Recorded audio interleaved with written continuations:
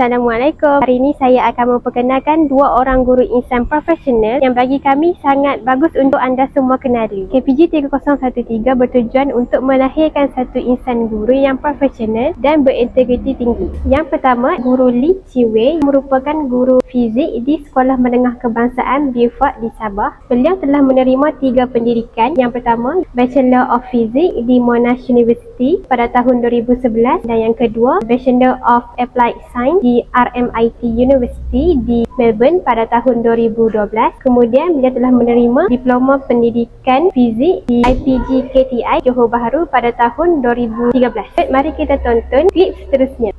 3 pencapaian oleh Cikgu Lee. Yang pertama ialah Anugerah Perkhidmatan Cemerlang APC tahun 2019, merupakan perkhidmatan rasmi oleh pihak kerajaan yang berskala tinggi dan juga kompetitif. Yang kedua ialah Anugerah Top 150 Cikgu Juara Digital pada tahun 2023, merupakan pengiktirafan dalam dunia pendidikan digital pada peringkat kebangsaan. Pencapaian ketiga ialah Naib Joan Computational Thinking Educator Championship pada tahun 2024. Ciri-ciri kepribadian guru yang berjaya ialah berdisiplin, menepati masa dengan baik, kreatif dan juga fleksibel. Ciri-ciri kepribadian yang perlu ada bagi bakal seorang guru: suka membantu, berfikiran positif, sentiasa memberi inspirasi kepada orang lain. Ciri-ciri kepribadian yang tidak sepatutnya ada bagi seorang guru: malas, kurang pekah dan tidak bertanggung jawab. Seterusnya, apa pula teknik pengajaran yang Cikgu Lee gunakan? Cikgu Lee menggunakan 2 jenis kaedah pengajaran yang berbeza. Cara Cikgu Lee nak bezakan murid kelas pandai dan juga kelas sederhana pandai, Cikgu Lee menggunakan 2 inquiry yang berbeza. Yang pertama, untuk kelas 5 inovatif iaitu kelas sederhana, Cikgu Lee menggunakan inquiry pengesahan, manakala untuk kelas 5 KRK, kelas yang pandai, Cikgu Lee menggunakan inquiry terbimbing. Nak tahu tak apa itu inquiry terbimbing dan inquiry pengesahan? Jom. Sini. Okey, untuk inquiry pengesahan, murid-murid akan diberikan soalan, langkah, rumus matematik dan juga jawapan. Apa pula inquiry terbimbing? Murid akan diberikan soalan di mana inquiry ini bersifat kolaboratif. Murid perlu berfikir tentang rumus dan juga langkah yang sesuai. Aktiviti hands-on juga akan dijalankan. Alamak! Tak dapat pancing pula. Okey, tak apa. Kita akan teruskan dengan bahan bantu mengajar yang digunakan oleh Cikgu Lee. Cikgu Lee tidak suka menggunakan buku teks kerana beliau beranggapan itu merupakan cara tradisional. Cikgu Lee lebih gemar menggunakan elemen yang ada unsur teknologi seiring dengan PAK ke-21. Walau bagaimanapun, Cikgu Lee masih lagi menggunakan buku teks sebagai panduan utama. Antara website ataupun aplikasi yang digunakan adalah Microsoft Word, Microsoft PowerPoint dan juga aplikasi ataupun simulasi di mana pelajar akan belajar menggunakan grafik ataupun visual. Cikgu Lee juga menggunakan website Spin the Wheel yang sering digunakan Dr. Rozi di dalam kelas, YouTube serta Canva. Jadi itu sahaja untuk teknik pengajaran dan juga BBM. Cabaran yang pertama adalah cabaran dari segi kekuatan mental. Beliau terpaksa berhadapan dengan perubahan dasar pendidikan yang drastik. Cabaran yang kedua adalah cabaran dari segi keyakinan diri. Ada guru yang kurang yakin ketika mengajar kerana penguasaan isi kandungan dan pedagogi yang lemah. Banyak betul cabaran yang dihadapi oleh Cikgu Lee kan?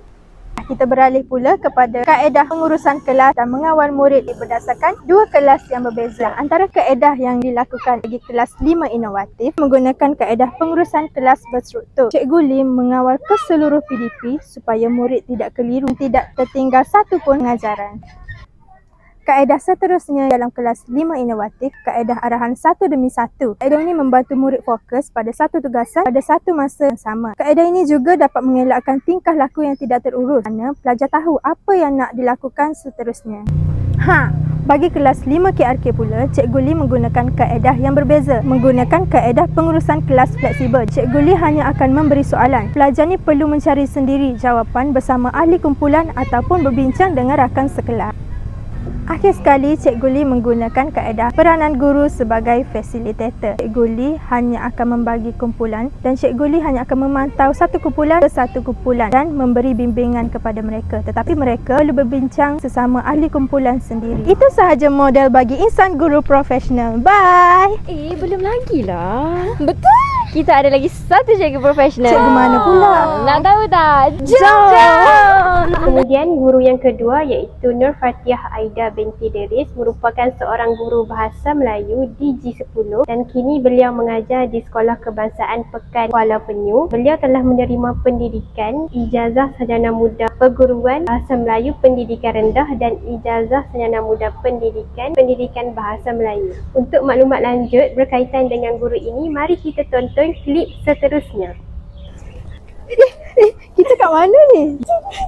Ciri-ciri yang perlu ada bagi seorang guru adalah, ciri yang pertama ialah keikhlasan, di mana kita perlu mempunyai niat kerana Allah dan memberi manfaat kepada ummah. Ciri yang kedua ialah mempunyai ilmu yang kukuh. Guru perlu berpengetahuan, suka menambah ilmu serta penguasaan teknologi. Ciri yang ketiga ialah mempunyai empati. Guru perlu memberi sokongan kepada murid dan memahami mereka.